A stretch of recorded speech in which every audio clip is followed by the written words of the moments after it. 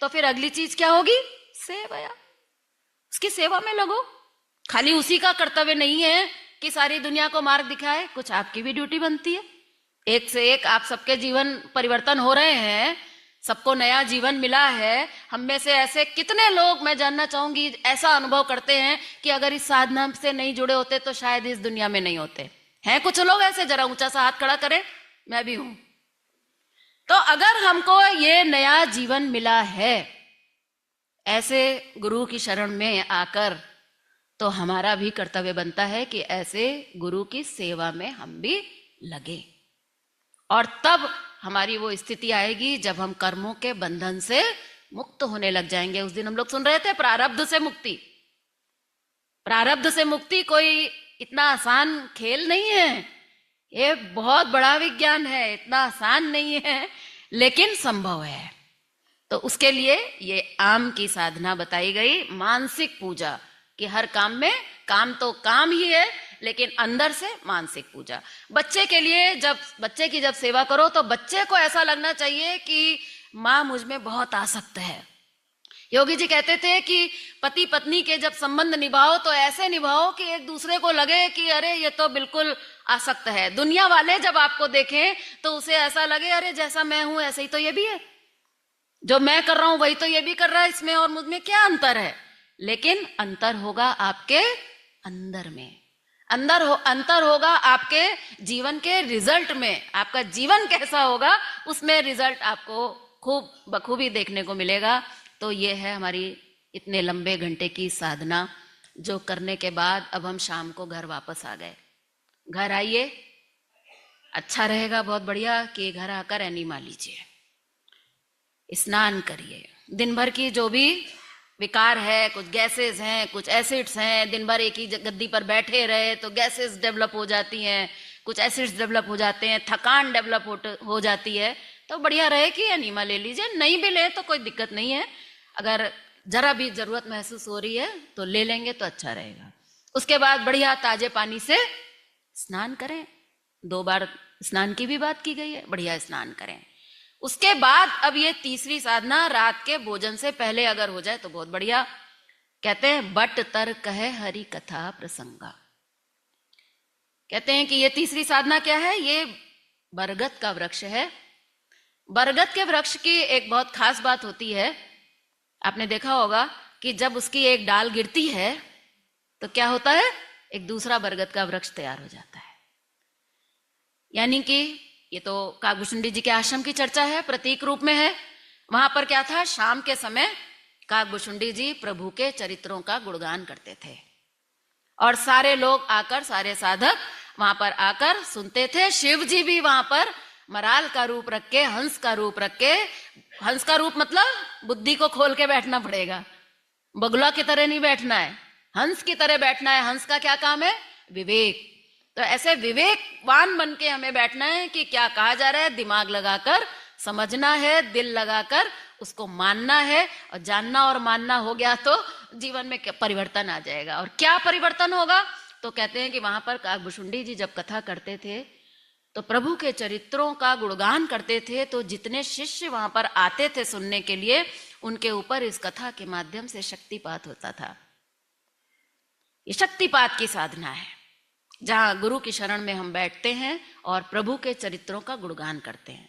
तो अभी तो काकभूषुंडी जी का आश्रम तो हमें नहीं मिलेगा, ना ही ऐसे हमें वक्ता मिलेंगे, ना ही ऐसा माहौल मिलेगा। हम तो अपने उसी घर जंजाल में फंसे हैं। तो क्या करें, इस साधना को कैसे करें? तो इसके लिए आज के परिवेश में, आज के आधुनिक समय के हिसाब से अगर बात की जाए तो कहते हैं हर ग्रंथ में कहा गया है और धर्म में कहा गया है कि शाम के समय कुछ ना कुछ स्वाध्याय होना बहुत जरूरी है। आप लोग तो सब साधक हैं, अगर आप परिवार के साथ जुड़े हैं तो मैं हमेशा कहती हूं कि शाम को जब घर आए तो उसके बाद बहुत अच्छा रहेगा कि पूरे परिवार के साथ कम से कम एक आधा घंटा, पौन घंटा बैठें। आजकल परिवार पूरा बिखर चुका है, बच्चे अलग कमरे में हैं, वो अलग कमरे में हैं, वो अपने मोबाइल में, वो अपने मोबाइल में, बहुत बिखराव आ चुका है। उसको भी जोड़ने का आपको एक सुनहरा मौका मिलेगा। पूरे परिवार के साथ बैठिए, एक 15-20 मिनट जितना भी हो सके सबके साथ मिलके सामूहिक ध्यान करिए। सामूहिक ध्यान का महत्व हम लोग सुन रहे थे। परिवार के साथ बैठिए, उसके बाद कुछ प्रार्थना कर लीजिए, नहीं करनी है तो मत करिए, कोई बात नहीं। उसके बाद कोई भी एक किताब उठाइए, कोई जरूरी नहीं है कि तप सेवा सुमिरन की ही किताब हो, कोई भी ऐसा ग्रंथ हो, रामचरितमानस उठा लीजिए, या कोई भी ऐसा प्रभु का चरित्र जिसमें दिया हो, प्रभु का स्वभाव जिसमें दिया गया हो, जो हमें वैसा बनने की प्रेरणा दे सके, मनुष्य बनने की प्रेरणा दे सके, ऐसे प्रभु के चरित्रों का कुछ ना कुछ अध्ययन होना चाहिए।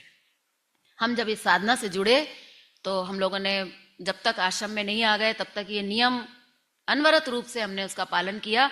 शाम को रोज 20 मिनट 25 मिनट ध्यान करते, उसके बाद प्रार्थना करते, उसके बाद एक एक करके जितनी भी आश्रम की किताबें थी वो किताब खोल लेते, एक जन पढ़ता, बाकी लोग सुनते। ऐसे करते करते आश्रम की जितनी किताबें थी वो सारी हम लोगों ने कई कई बार पढ़ ली। तो क्या हुआ?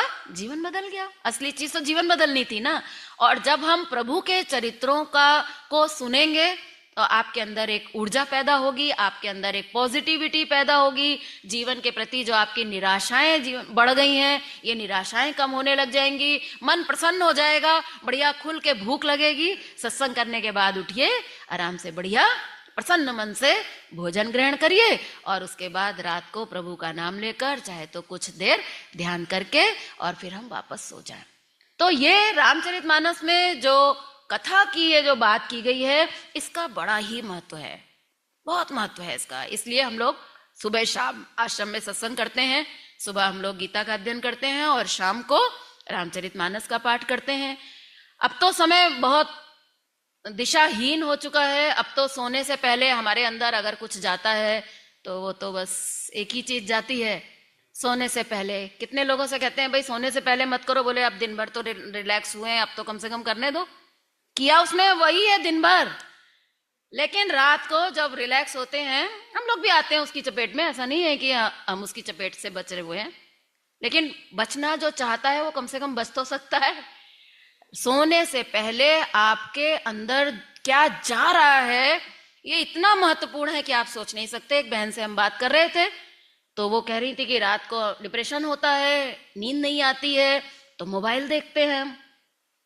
नींद इसलिए नहीं आ रही है क्योंकि अंदर कचरा भरा है, और मोबाइल देखने से कचरा बढ़ेगा, कम नहीं होगा। लेकिन क्या करें, इतना ज्यादा बुद्धि हमारी विचलित हो चुकी है, इतना ज्यादा इसमें तनाव भरा हुआ है, डिप्रेशन इतना जा चुका है अंदर, और उसी चीज को हम वापस अंदर डाल रहे हैं। जिस भोजन से हमारा पेट खराब हुआ है उसी भोजन को खाकर हम ठीक होने की कोशिश कर रहे हैं।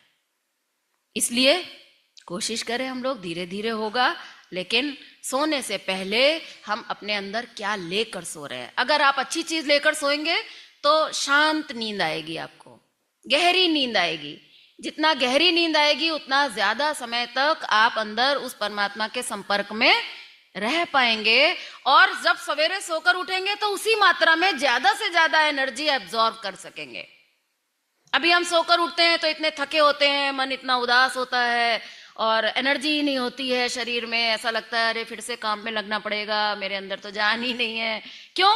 क्योंकि रात भर आपको गहरी नींद आई नहीं, सवेरे उठे फिर ध्यान में बैठे तो ना तो उठा जाएगा ना बैठा जाएगा ध्यान में। तो अगर ये साधना आपको साधनी है, सुबह का ध्यान अगर आप पकड़ना चाहते हैं तो उसके लिए अच्छा रहेगा कि स्वाध्याय करो तो बहुत अच्छा। अगर स्वाध्याय की शुरुआत नहीं हो रही है तो दुर अध्याय जो चल रहा है कम से कम उसको ही हम परित्याग कर सके तो भी हमारे जीवन में बहुत अच्छे रिजल्ट आ सकेंगे। और जब भगवान के चरित्रों का गान करेंगे तो उन्हीं चरित्रों का हमारे अंदर प्रादुर्भाव होगा। तो शिव जी कहते हैं कि पार्वती, जब मैं वहां गया उस आश्रम में, और जब मैंने ऐसी दिनचर्या वहां पर दिव्य देखी, और वहां पर काकभूषुंडी जी से जब भगवान के चरित्रों की कथा चरित्र सुना, तो कहते हैं मेरा सारा दुख भाग गया, मेरा सारा तनाव भाग गया, और वहां से मैं बड़े आनंद के साथ वापस आया। तो ये है एक साधक की आइडियल दिनचर्या। मुझे नहीं लगता है कि आज के समय में इस दिनचर्या में किसी को कोई बहुत भारी समस्या है। सरल है ना भाई, सो के उठ के बैठना है, इसमें कोई और किसी और को कुछ करना नहीं है। नाम जप में जरूर एक कह सकते हैं, हो सकता है कि आपके घर में मौल ना लगे या आपको कुछ ना लग सकता है कुछ कठिन, करके देखें, प्रयास करें। नहीं बैठकर माला पे नहीं कर सकते तो कोशिश करें 5 मिनट जहां भी आप हैं वहीं पर आप थोड़ा सा नाम जप कर लें, इस निरूपण के साथ में, उस जानकारी के साथ में। और दिन भर काम आप कर रहे हैं, इसमें दूसरे से कोई मतलब नहीं है, किस भाव से कर रहे हैं किस भाव से नहीं कर रहे हैं, ये तो केवल आपके ऊपर ही डिपेंड करता है। और शाम को अगर परिवार आपके साथ नहीं बैठता है, आपका परिवार का वातावरण ऐसा नहीं है, सब लोग साधना से नहीं जुड़े, तो कोई बात नहीं, आप अकेले कर लो। अकेले ही थोड़ा नहा धो लो, अपना पूजा का जहां स्थान हो वहां थोड़ा बैठ जाओ और फिर थोड़ा सा कुछ पढ़ लो। तो कोई जरूरी नहीं है कि पूरा परिवार ही बैठे, नहीं बैठे तो अकेले चलो, ये तो अकेले चलने का रास्ता है। एकला चलो कहा गया है, इसलिए किसी के पीछे पीछे चलने की कोई आवश्यकता नहीं है। अपने आप से अपने आप को उठाओ, अपने आप से अपने आप को गिराओ नहीं। ये है रामचरितमानस की साधना। आप सभी ने बड़े धैर्य के साथ सुना, इसके लिए आप सभी का बहुत बहुत धन्यवाद। बहुत सुंदर तरीके से दीदी ने बताया। ये क्वेश्चन बार बार डॉक्टर साहब के क्लास में आता है कि ये चारों साधनाएं जो हैं वो आप समझाएं, तो मुझे उम्मीद है कि सबके प्रश्नों के उत्तर आज इस व्याख्यान से सबको मिल गए होंगे। बहुत बहुत धन्यवाद दीदी का, बहुत ही सुंदर प्रवचन।